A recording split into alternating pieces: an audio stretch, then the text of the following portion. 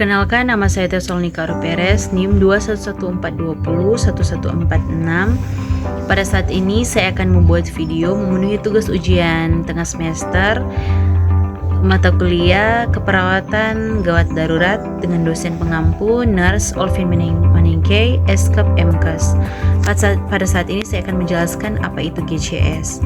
GCS adalah metode pemeriksaan dasar yang digunakan secara luas untuk mengevaluasi tingkat kesadaran dan seringkali digunakan untuk menilai fungsi neurologis pasien, salah satunya pada kasus yang terkait dengan keparahan cedera otak. Dalam dunia medis, tujuan GCS adalah sebagai standar untuk mengukur respon dan status neurologis pasien. Dengan menggunakan GCS, kemungkinan dokter untuk merespon secara tepat terhadap perubahan-perubahan yang mungkin terjadi dalam tingkat kesadaran dan status neurologis pasien selama perawatan medis berlangsung. Yang berikut komponen pengukuran GCS. GCS terdiri dari 3 komponen utama yang digunakan untuk mengevaluasi respon pasien terhadap rangsangan eksternal. Adapun tingkat komponen GCS adalah sebagai berikut. Yang pertama, respon mata. Komponen pertama GCS adalah kemampuan pasien untuk membuka mata sebagai respon terhadap rangsangan secara spontan. Berikut adalah penilaian GCS yang diberikan, antara lain nilai 4 dapat membuka mata secara spontan, nilai 3 dapat membuka mata sebagai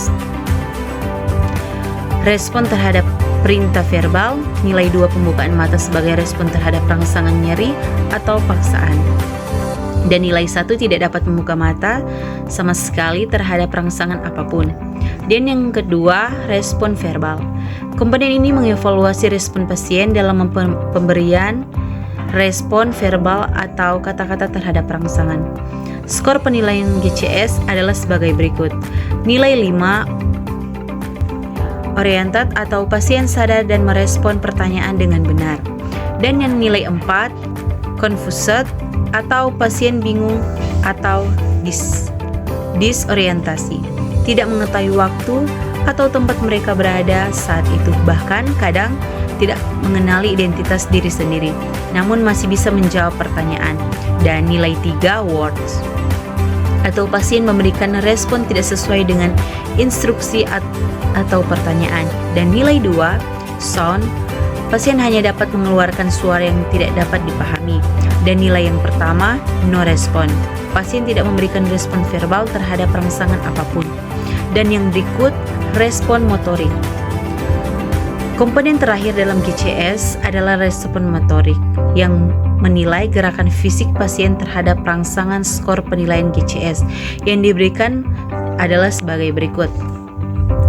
Nilai 6 obvious command atau pasien dapat melakukan gerakan sesuai perintah. Dan nilai 5 move to localized pain, pasien dapat mengerahkan gerakan ke sumber rangsangan nyeri. Dan 4 flexion or withdrawal from painful stimuli atau terjadinya fleksi atau pasien menarik atau menghindari rangsangan nyeri. Nilai 3 abnormal flexion atau pasien menunjukkan gerakan fleksi sebagai respon terhadap rangsangan. Dan nilai 2 abnormal extension, pasien menunjukkan gerakan ekstensi sebagai respon terhadap rangsangan. Dan nilai nomor 1 no respon, pasien tidak dapat memberikan respon motorik terhadap rangsangan apapun. Dan yang berikut saya akan menjelaskan apa itu triase. Triase adalah sistem untuk menentukan pasien yang diutamakan memperoleh penanganan medis terlebih dahulu di instalasi gawat darurat atau IGD berdasarkan tingkat keparahan kondisinya. Pasien yang mengalami cedera kepala, tidak sadarkan diri, dan dalam kondisi kritis yang mengancam nyawa tentu perlu diprioritaskan dari pasien lain dan cedera ringan. Sistem triase gawat darurat atau GADAR pertama kali diterapkan untuk menangani korban perang di basis militer.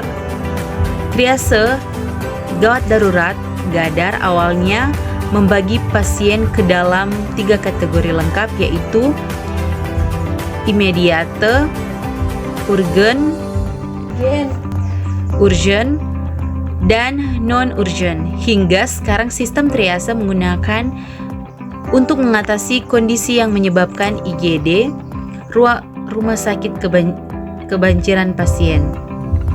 Contohnya adalah situasi bencana alam atau pandemi yang menyebabkan jumlah tenaga kesehatan tidak sebanding dengan jumlah pasien saat itu. Dalam kondisi pasien yang membludak, sistem triase IGD dapat membantu menyeleksi pasien yang memerlukan pertolongan pertama secara medis sesegera mungkin. Untuk mengetahui pasien yang lebih diprioritaskan, tenaga medis akan melakukan klasifikasi gawat darurat setiap pasien sesuai dengan kondisinya. Jenis triase IGD, kategori pasien dalam triase IGD, masuk IGD dalam mengkategorikan pasien yang masuk ruangan gawat darurat. Tenaga medis membedakan pasien berdasarkan kode warna mulai dari merah, kuning, hijau. Yang warna merah dalam triase IGD menunjukkan pasien prioritas pertama yang berada dalam kondisi kritis atau mengancam nyawa, sehingga memerlukan pertolongan medis sesegera mungkin. Jika tidak diberikan penanganan dengan cepat, kemungkinan besar pasien akan meninggal. Contoh dalam hal ini adalah pasien yang kesulitan bernapas, terkena serangan jantung, menderita trauma kepala serius akibat kecelakaan lalu lintas, dan mengalami pendarahan luar yang besar. Dan yang kedua, kuning. Warna kuning menandakan pasien prioritas kedua yang memerlukan perawatan segera, tetapi penanganan medis masih dapat ditunda beberapa saat karena pasien dalam kondisi stabil. Meskipun kondisinya tidak kritis, pasien dengan kode warna kuning masih memerlukan penanganan medis dengan cepat. Pasalnya, kondisi pasien tetap bisa memburuk dan cepat akan berisiko menimbulkan kecacatan atau kerusakan organ. Pasien yang termasuk kategori kode warna kuning contohnya adalah pasien dengan patah tulang di beberapa tempat diakibatkan jatuh dari ketinggian, luka bakar derajat tinggi, dan trauma kepala ringan.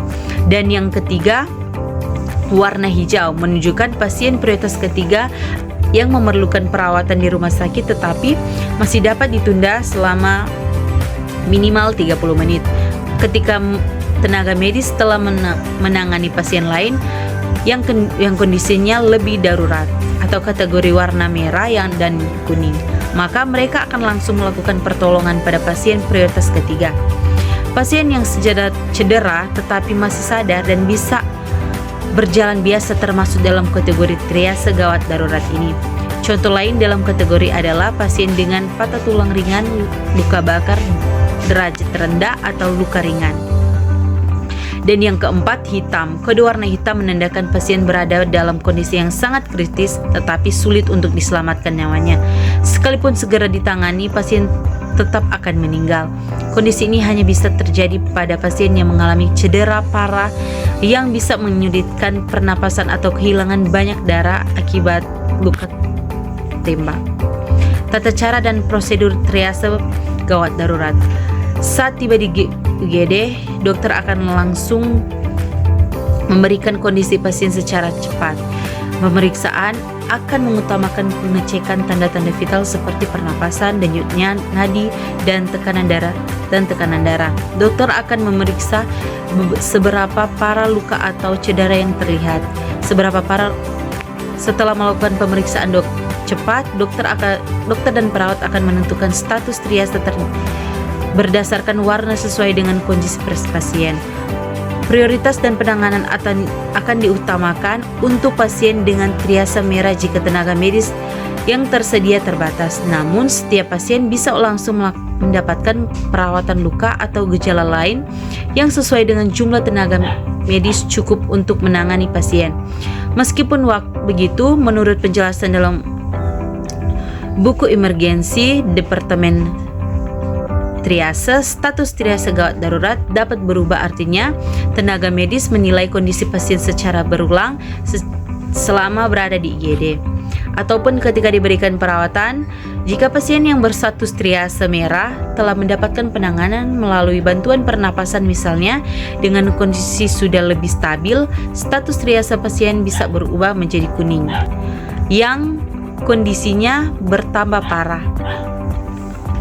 Statusnya bisa berubah menjadi triase merah. Oleh karena itu, sistem triase IGD yang baik harus melakukan pemantauan kondisi secara berkala pada setiap pasien dan memberikan penanganan tepat sesuai perubahan kondisinya.